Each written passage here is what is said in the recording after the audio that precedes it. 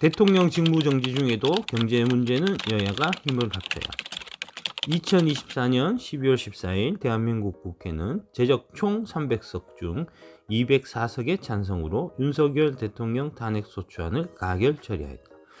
국회에서 대통령 탄핵소추안이 가결된 오후 5시 10분경부터 윤석열 대통령의 직무는 정지되었고, 이제 헌법재판소에서 대통령 탄핵을 인용할 것인지 기각할 것인지 심리가 진행될 최대 180일, 대통령 탄핵이 인용될 경우 60일 안에 치러질 조기 대선을 통하여 대통령이 결정되기까지 걸릴 최대 240일 동안 우리 대한민국은 대통령의 직무가 정지된 비상상황에 접어들었다.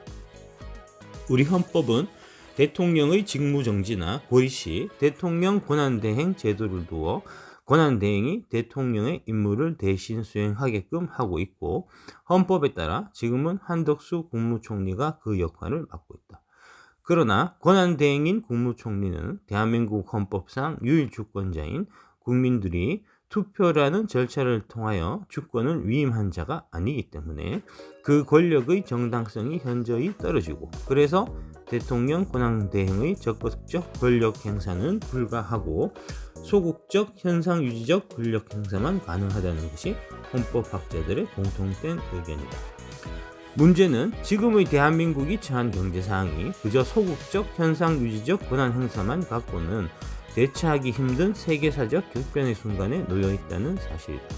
2017년에서 2020년 첫 번째 임기 동안에도 기존의 정책 스타일과는 확연히 다른 급진적이고도 과감하다 못해 과격한 발언과 정책으로 전 세계 경제를 발칵 뒤집어 놓고 했던 트럼프가 다시 대통령이 되어 더욱 파격적이고 과감한 정책을 내어놓으려 하고 있다. 제2기 트럼프 시대의 출발은 내년 1월 20일로 불과 한 달도 채 남지 않았다. 또한 미국 FRB는 다가오는 세계 경제 침체의 위험성을 줄이기 위해 올해 9월 기준금리 0.5% 인하를 시작으로 금리 인하 사이클에 접어들었으나 12월 FOMC 회의에서 제롬 파월 FRB 의장이 내년 금리 인하를 2회로 제한하는 매파적 금리 인하 얘기를 꺼냄으로써 당일 나스닥 지수가 3.6% 폭락하는 등 세계의 증시가 일제히 얼어붙기도 하였다. 보다 큰 틀에서는 세계 경제의 패권을 잡기 위한 미국과 중국 간의 경쟁과 갈등이 더욱 심화되고 있는 현 국제 정세를 명확히 인식할 필요가 있다.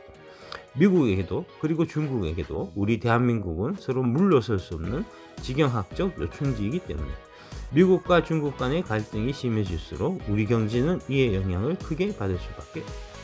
특히 트럼프는 중국에 대한 적대감을 공공연히 드러내왔고 2기에는 더욱 강력한 반중 정책을 펼칠 것으로 예고하고 있다. 이런 급변 사항에 대통령이 직무정지된 상태라는 것은 우리 경제 전반에 심각한 위기가 아닐 수 없다. 여야는 모두 대통령 탄핵의 인용이나 기각, 조기 대선이나 가능성 등 정권을 획득하기 위한 노력에 가장 많은 에너지를 쓸 수밖에 없음은 당연하다. 정당의 존재 목적이 정권 획득에 있는 것이니 말이다. 그러나 좀 더 크고 멀리 보자면 정당과 정치인이 권력을 쟁취하기 위해서는 투표라는 절차를 통한 국민들의 권력 이양이 필요하고, 국민들의 추후 선택에서 중요한 판단 근거 중 하나는 여야 정치 세력 중 누가 더 대한민국 경제 문제에 진심을 갖고 있고 누가 더 유능하게 경제를 이끌어갈 수 있느냐 하는 수권 능력을 어떻게 보여주는가에 달려 있을 거라는 것이다. 다행히도 이런 경제 문제에 대해서 여야 정치권에서 그간의 극단적인 대결 정치에서 벗어나서 일부 합의가 이루어지고 있는 것은 주목할 만하다.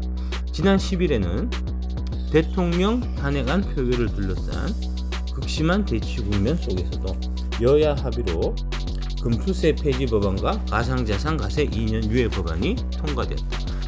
12월 14일 대통령 탄핵안이 국회를 통과하고 난 후 이대로 가다가는 공방하겠다는 위기감이 들어서인지 오히려 여야 관계의 경색이 완화되려 하는 것은 참으로 다행이다. 10일 금투세 폐지에 이어 20일에는 국민의힘 권성동 원내대표가 민생안보협의 위한 여야정 협의체 참여를 선언하였다. 정권을 차지하기 위한 다툼은 다툼대로 하더라도 민생경제 회복과 굳건한 안보체제 구축은 당연히 여야가 없어야 한다. 앞서 얘기한 대로 지금이 트럼프 제2기 시대라는 미중유의 경제 상황을 목전에 둔 시기여서 더욱 그렇다. 윤석열 대통령 탄핵안 통과 이전에 대한민국엔 두 번의 탄핵안 통과가 더 있었다. 2004년 노무현 대통령 탄핵과 2016년 박근혜 대통령 탄핵이 이루어지다. 그때에도 대통령 탄핵안이 국회를 통과한 다음에는 여야 간 머리를 맞대고 대통령 권한대행 국무총리와 경제 문제를 총괄하는 경제부총리에게 협조하고 힘을 실어줌으로써 난국을 슬기롭게 헤쳐나갈 수 있었다.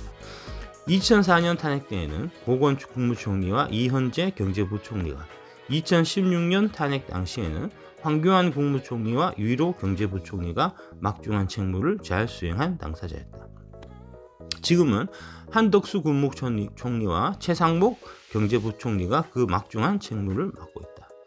이 둘에 대한 여야 정치권의 사심없는 협조와 적극적인 지원이 무엇보다 필요하지 않을까 싶다. 정치적으로 혼란한 이 상황에도 우리의 먹고 사는 문제는 계속 이어져야 하니까 말이다.